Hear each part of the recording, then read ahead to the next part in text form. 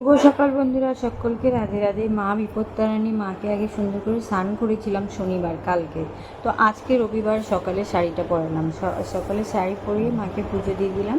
পুজোটা দিলে সবচেয়ে বড় কাজ হয়ে যায়। অন্যদিন আমার ব্যস্ততার কারণে, যেহেতু আমিও বাড়িতে থাকি না, আমাকেও ডিউটি যেতে হয়, তো এর জন্য আমাকে অন্যদিন তো আমি শনিবার করেই ঠাকুরের শাড়ি আর মাকে স্নান করানো হয়।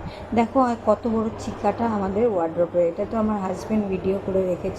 তো এরকম কী করে ঢুকেছে জানি না। মেয়ে রেডি হয়ে গেছে, সকালে 8টার দিকে মেয়ের ক্লাস আছে টেকান্ডো।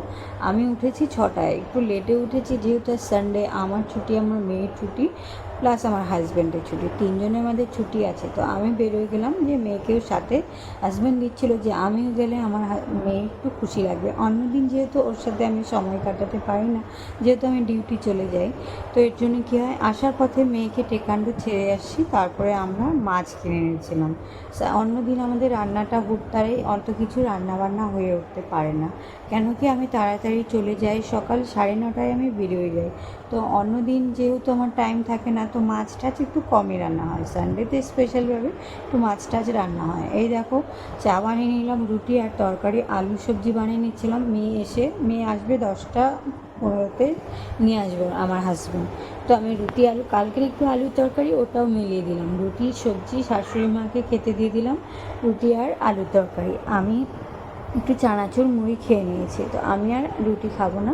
তো এদিকে বিছানা টিছানা সুন্দর করে পরিষ্কার করে দিয়েছিলাম। তো মাছ যে নিয়ে আসছিলাম, ওই মাছটাকে এখন বের করে নিলাম। পাবদা মাছ 1 পোয়া মতো নিয়ে আসছিলাম, আর কাতল মাছ নিয়ে আসছিলাম তোমার এই 3 পোয়ার মতন কাতল মাছ নিয়ে আসছিলাম। তো এই যে সর্ষে টর্ষে আর পটল কয়টা 6-7টা খারাপ হয়ে যাচ্ছিলো, ওই জন্যই আলু পটল দিয়ে পাতলা করে কাতল মাছের ঝোল বানিয়ে নিচ্ছি, কেন কি অন্য কিছু আর করবো না, ডাল ঢাল, এই জন্য পাতলা ঝোল বানাচ্ছিলাম।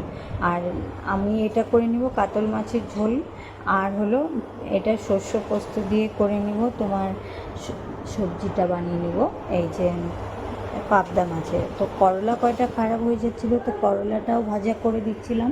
তো ওই করলাটা ভাজা সুন্দর করে দিচ্ছিলাম, কেটে নিচ্ছিলাম। তারপরে এখানে ঝোলটা এদিক দিয়ে বয়েল হয়ে ফুটে হয়ে আসছে, তারপরে মাছটা ভেজে নিয়েছি।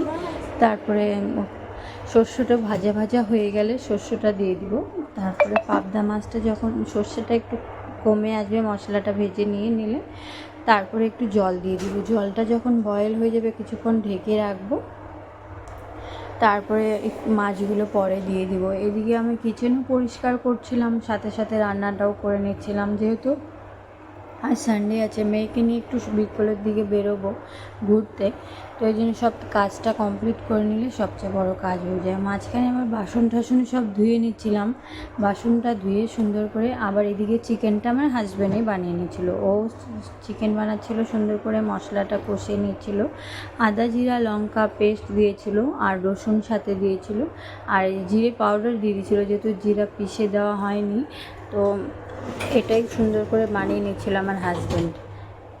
তারপর আমি যেহেতু অন্যদিন আমার হাজব্যান্ড চিকেন অন্যদিন খাওয়া হয় না, সানডেতেই খাওয়া হয়, তো রসুনটা একটা আমার হাজব্যান্ড খাবে বলে, যেহেতু আমি চিকেন আন্ডা মাটন এসব কিছুই খাই না, তো এই জন্য আমার হাজব্যান্ড আর মেয়ে খাবে। এটা ফ্রিজেই রাখা ছিল, তো এটাই ওরা দুজনে, এটা হয়ে যাবে এবেলা, তো এটাই ওরা খেয়ে নেবে। আর আমি কিচেন টিচেন সব ক্লিন করে নিলাম, একদম পরিষ্কার করে নিয়েছি। তারপরে আমি ড্রেস ট্রেস চেঞ্জ করে চলে আসছি মন্দির, একদম ঘরটাও পরিষ্কার করে নিয়েছি, সরি।